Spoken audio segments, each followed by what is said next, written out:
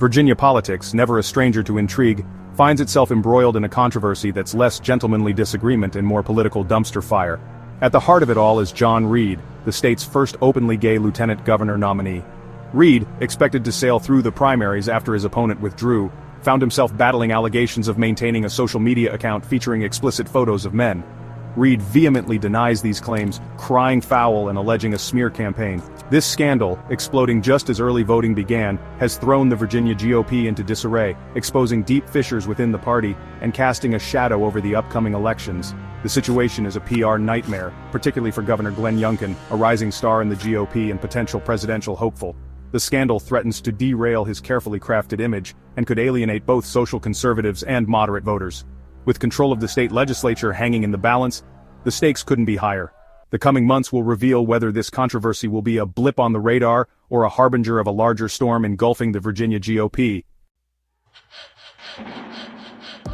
Governor Youngkin, facing a crisis just as his national profile began to rise, found himself in a deeply unenviable position. Initially, he urged Reid to withdraw from the race, a move that backfired spectacularly. Reid, emboldened by what he perceived as an attack, doubled down on his campaign, refusing to yield to pressure. This public defiance put Youngkin in a bind, forcing him to choose between alienating the conservative base by supporting Reid, or further inflaming the situation by condemning him. Adding fuel to the fire was the resignation of Matt Moran, Youngkin's top political aide.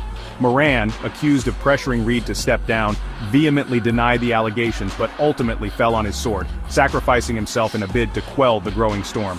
This move, while intended to demonstrate decisive action, only served to further highlight the chaos engulfing the Youngkin administration. The governor, once a beacon of unity for the Virginia GOP, now finds himself navigating a political minefield, desperately trying to maintain a semblance of control over a party teetering on the brink of implosion.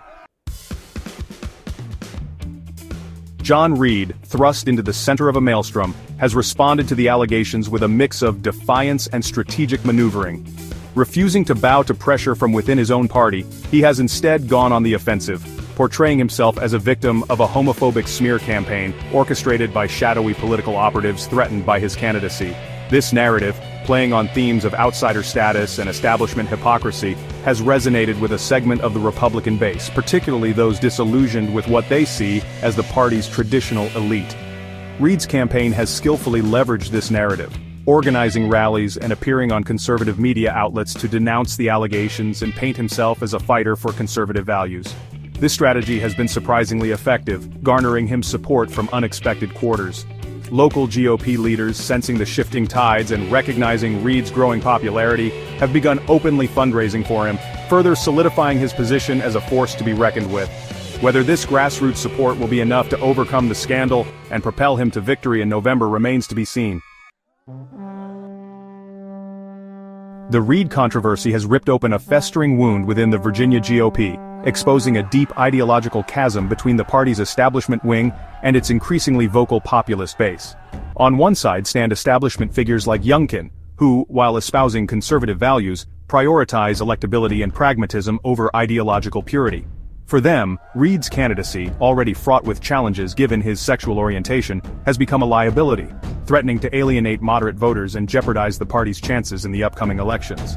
On the other side stand the populist insurgents, energized by the rise of figures like Donald Trump, who view Reid's defiance as a badge of honor, a symbol of their rejection of the GOP establishment. They are less concerned with traditional notions of electability and more focused on waging a cultural war against what they see as a liberal, woke agenda.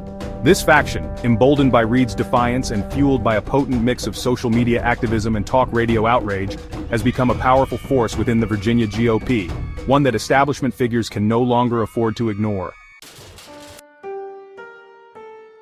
Section 5. The Spectre of November, Electoral Implications.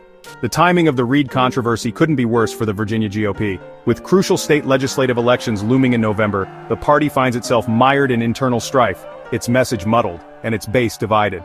Democrats, sensing an opportunity, are already capitalizing on the GOP's disarray, painting them as a party in chaos, beholden to extremists, and out of touch with the concerns of ordinary Virginians. They are particularly keen to highlight the impact of Trump-era policies on federal employees, a significant voting bloc in the Commonwealth, hoping to further erode GOP support. The electoral map itself presents a daunting challenge for the Virginia GOP. The state, once reliably Republican, has trended increasingly Democratic in recent years, driven by demographic shifts and growing support for progressive policies in suburban areas.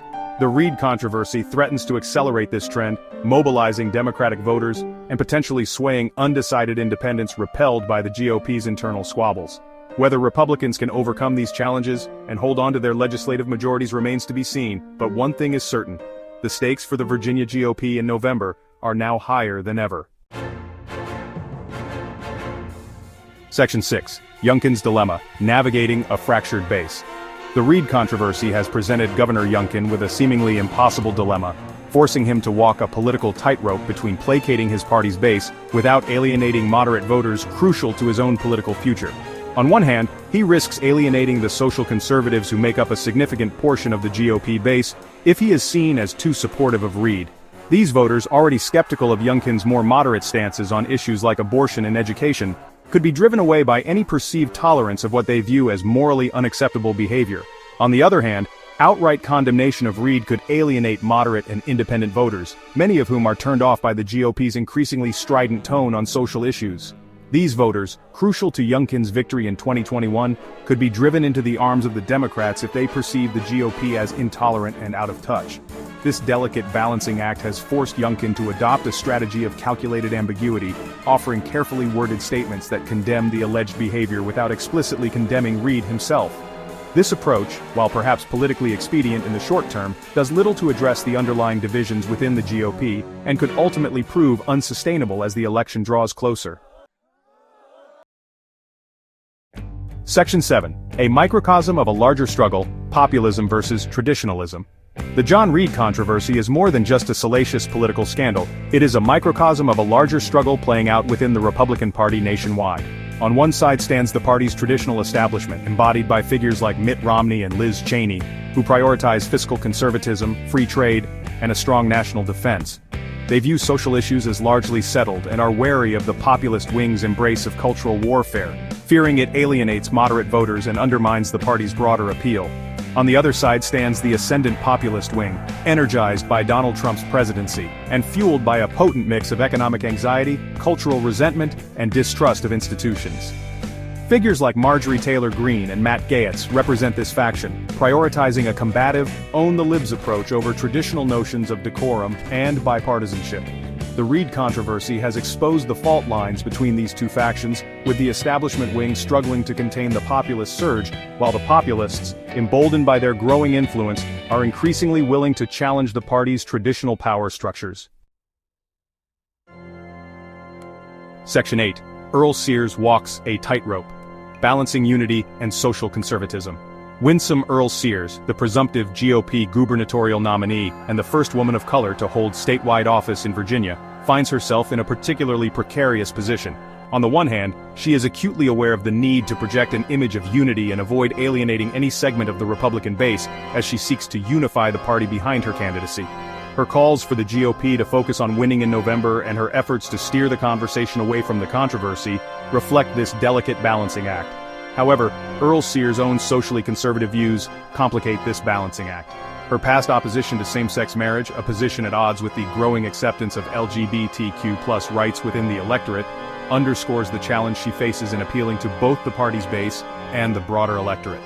Her response to the Reid controversy, invoking scripture while acknowledging Reid's right to make his own decisions, reflects this tension, attempting to strike a balance between her personal beliefs and the need for party unity.